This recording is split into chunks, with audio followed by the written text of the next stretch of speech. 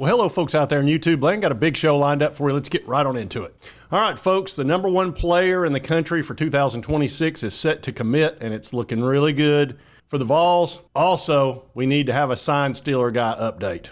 Sign stealer guy? Oh, yeah, without question.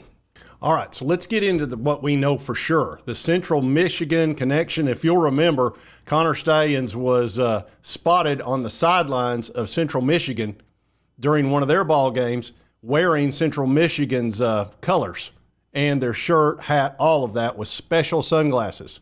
Now, we haven't gotten to the very bottom of what he was doing over there other than the obvious, but a assistant coach has been fired at Central Michigan. And it talks about the investigation by the NCAA into the sign stealing scheme, and there has been a dismissal of an assistant at Central Michigan. It's quarterbacks coach Jake Costner, according to Football Scoop. Costner was a student assistant at Michigan for 4 seasons and was familiar with Stalions while working with the Wolverines before moving to CMU. And it talks about Stalions being present on the Central Michigan sideline for a game against Michigan State. So that makes some sense as to how he must have gotten over there, because there's no way you don't just put on Central Michigan outfit and just go onto the sidelines and sit there right beside assistant coaches. That doesn't happen. You have to have a valid reason to be there or you're going to get kicked. So obviously he had a connection with somebody from Michigan from previous days, a grad assistant, and he must have let him in where he could watch Michigan State and have a special glasses and I guess maybe get the signs. Because if you know anything about it, he sent a lot of people with smartphones and they were recording the signs of other teams that he was getting ready to play against or Michigan was going to play against, and then they would figure out what those signs were with the plays, which are 2 things you can't do. Number 1, you can't forward scout. Number 2, you can't use a recording device to forward scout. And he had allegedly a couple of dozen people out there doing it for him, along with, I guess, himself, allegedly. And we may find out some stuff on the 27th. Netflix has got a special coming out called Sign Stealer. So obviously they're going to talk about the stealing of signs at Michigan. Otherwise, that's not a very good title. Now, as you know, the NCAA and Michigan is already, they've already done some stuff based on it. If you'll remember, Jim Harbaugh got a 3-game suspension by the Big Ten based on information they had collected about the sign stealing. We're innocent. He also had received a 3-game suspension early in the season because of Hamburger Gate, where he'd bought some cheeseburgers for some players during the dead period and also had some contact with them during the dead period, and that was a big issue. And what got him in trouble wasn't the cheeseburgers. This is so exactly like what happened with Bruce Pearl. If he would have just said, yeah, I bought him some cheeseburgers, I had some contact there during the dead period, I shouldn't have done that. They just slapped him on the wrist, that'd been the end of it.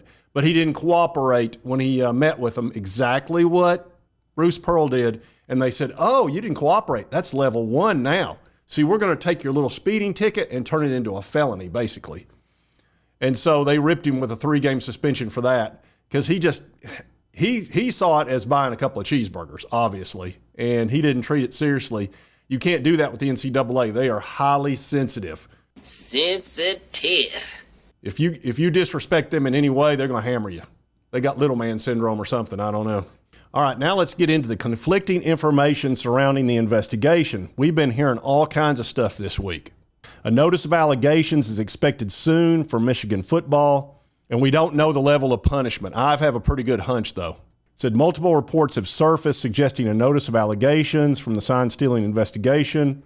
One report from Chris Bayless suggests the NCAA potentially set a 1 or 2 year postseason ban for Michigan. That's exactly what I think they're going to do. I think they're going to hit them with a big, heavy fine, try to get a 2-year postseason suspension so they can't play in bowl games for 2 seasons, and hit them with probably $5 to $10 million fine. That's what I'm assuming they're going to do, or try to do.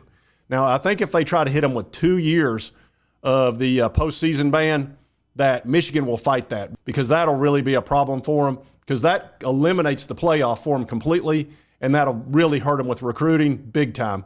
And every team in the Big Ten everywhere will use that against them to negative recruit them. So they're going to have to fight that. The fine, I don't think they care about. I know that they know that's coming. The scholarships won't be as bad because, as you know from the settlement, from the House Hubbard-Carter settlement from the class action lawsuit against the NCAA, They're allowing teams to go from 85 scholarships to 105 next year is the plan. So if they do get hit with a bunch of scholarships, it's not going to be as big a deal for that. And we know a little something about that at UT. We got hit with a 25 scholarship hit over the Jeremy Pruitt deal. Now, there's also reports that Michigan has zero concern at the athletic department that any postseason or bowl ban will be handed down, according to Josh Hinkey of Rivals. So we've got a big-time disconnect. Also, he reported there have been 0 Level 1 charges found regarding UM during the NCAA investigation. Stallion's actions, however, are expected to result in either a Level 1 or Level 3 violation. How can Connor Stalions not get a Level 1 violation? First of all, he's done zero cooperation that we know of, and he was stealing signs, allegedly. He's got a show coming out called Sign Stealer. So how is that not, I just don't get that. He's definitely going to get a show cause. Jim Harbaugh is going to get a show cause. They're going to be handing out show causes like Oprah.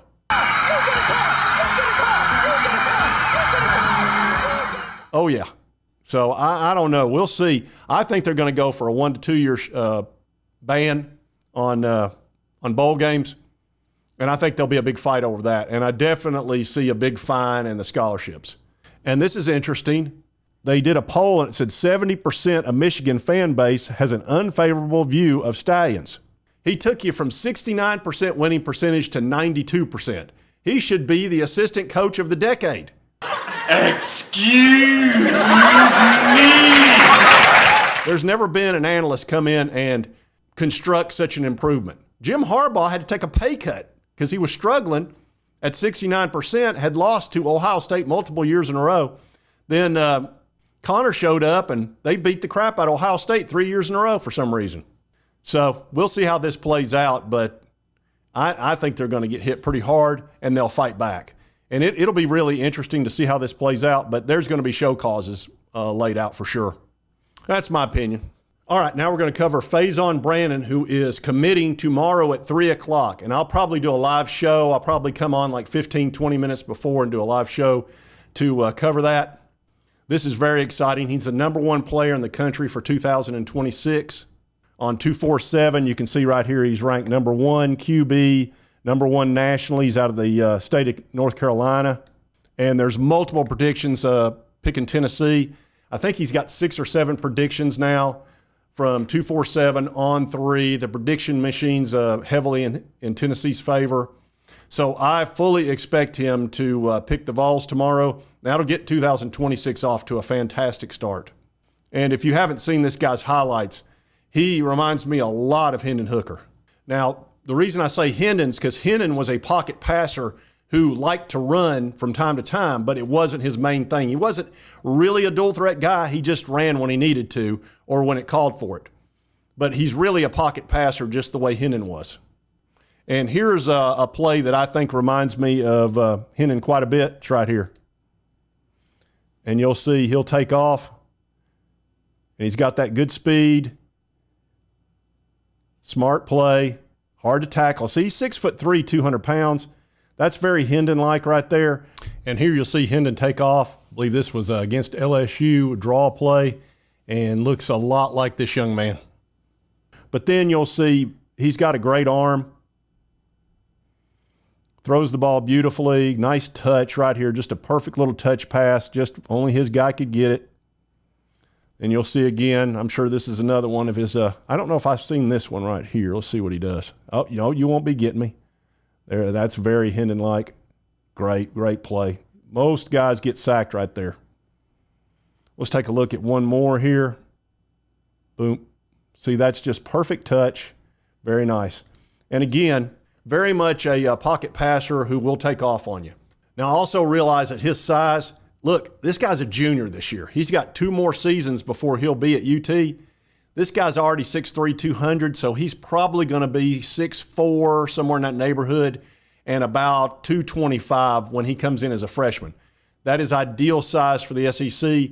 Now, he won't be ready to go right off the bat, but physically he will be, which is great. Whereas, you know, when we brought in Nico, he weighed like 190 pounds, 6'6". He's had to put on 25 pounds just to get into a playing weight. Now, he looked really good in the game against Iowa in the bowl game. very slick. He runs way faster than I expected him to at 6'6". I thought he'd be kind of gangly. Not at all. He was just, phew. He reminded me of very tall Bryce Young, if you remember how he played. The magician, I called him. God, you'd have him sacked. Bryce Young, every time, and somehow he would just poof. He'd be 5 yards away and he'd throw a dart. And I think that's what Nico's going to be able to do, not to that level because Bryce was like 5'10", but he can also see over the line way better than Bryce could too. He doesn't have to be a magician. But I'm looking forward to this commitment. I think this will get 2026 off to a great start. We're obviously becoming quarterback U, which makes perfect sense. If you want to be in the limelight and you want to have huge numbers, you want to play in the Josh Heupel offense. You saw that with Hendon Hooker's numbers were extreme. 30 touchdowns versus 3 interceptions both years. I mean, it was crazy how good he was. And you're going to see that probably as Nico stays healthy. I think you'll see something similar. Maybe not quite that good, but it should be strong.